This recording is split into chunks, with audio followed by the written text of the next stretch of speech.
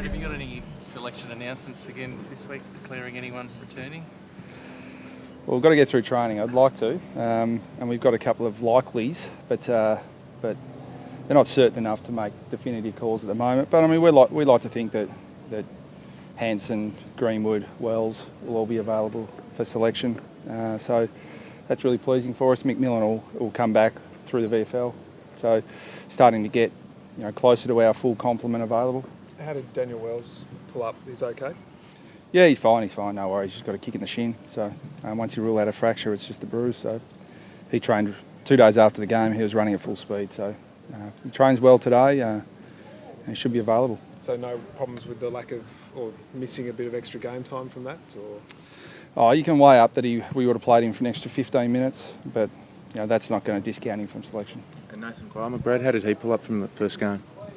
Yeah, really well. We took him off late in the last quarter, and the message was coming up that he wanted to go back on. So he pretty much said, "I've missed enough footy. I don't want to miss any more." So he's pulled up really well and played really well too.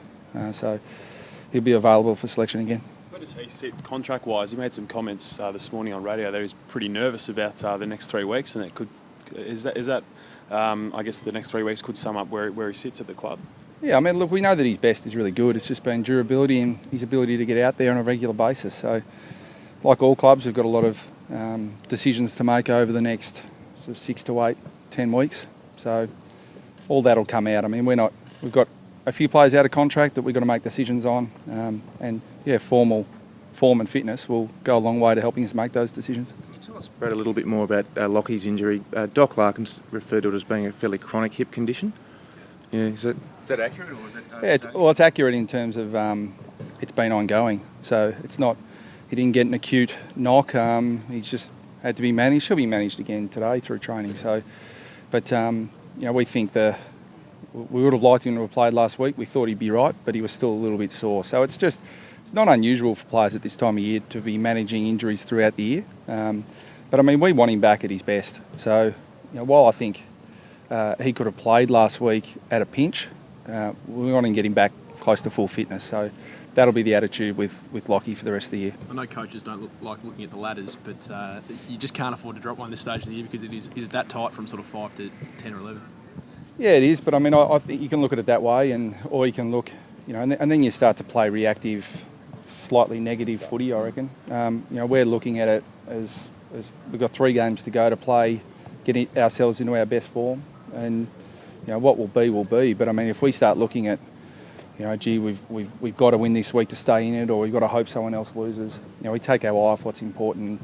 What's important is getting ourselves back into the best form at the right time of the year. And if we do that, then we'll put ourselves in a good position and be playing off at the right time of year. Brad, just back onto Wells here, man. As finals campaign around the corner, he's effectively like a recruit at this stage of the year. I mean, how exciting is that you can just slot him back in?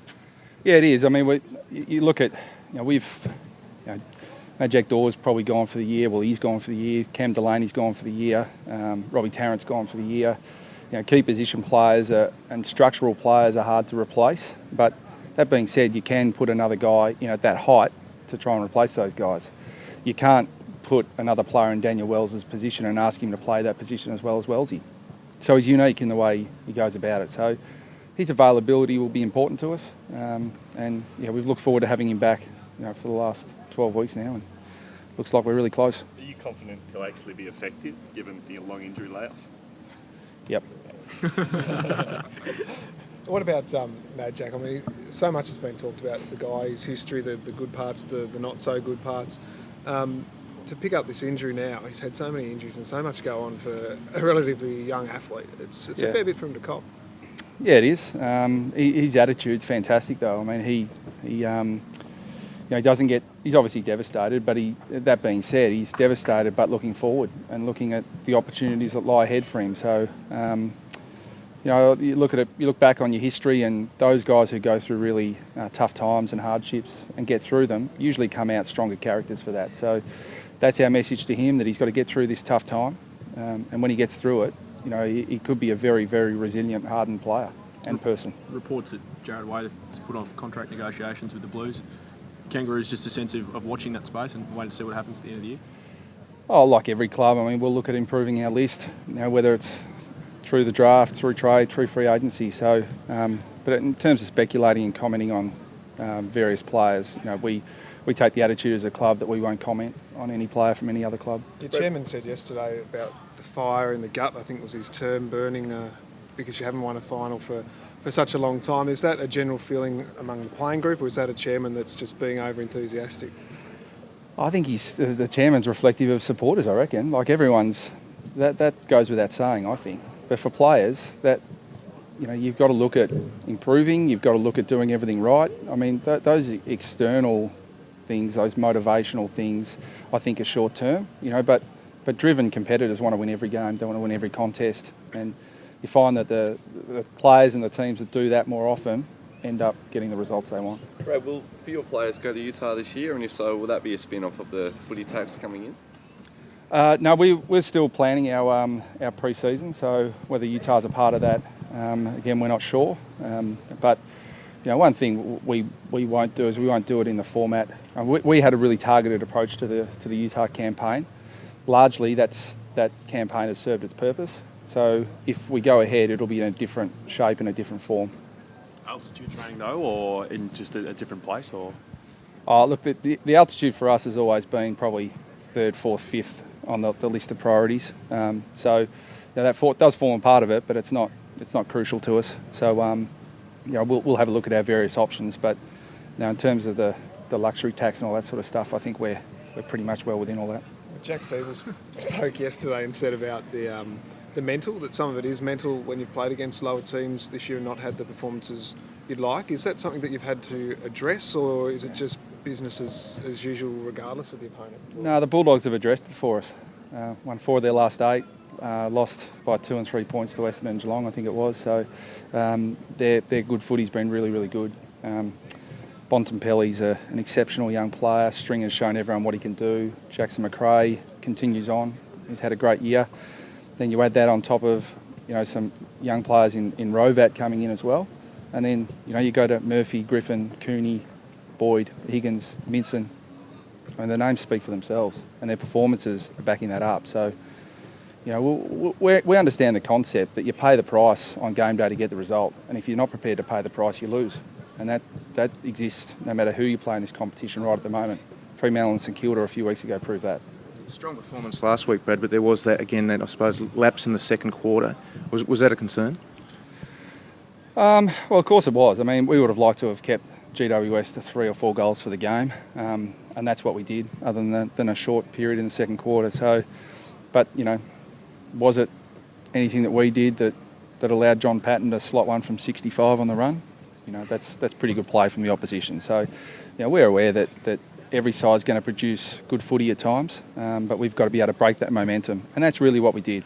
GWS came back at us and we got things back on our terms in the second half, so that was pleasing. Just on the Giants, you spoke pre-game, I think this time last week, about how scary it was that they had so many outs but could replace them with top-round draft picks. I mean, given the flashes that you saw, I mean, that instance of 60-metre goal, they seem like they're just going to be a giant force over the next decade, possibly.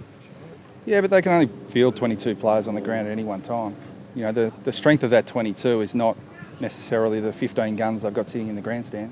So, I think every other team is going to field. I can make a case for every side in the competition. Their best 22 is good.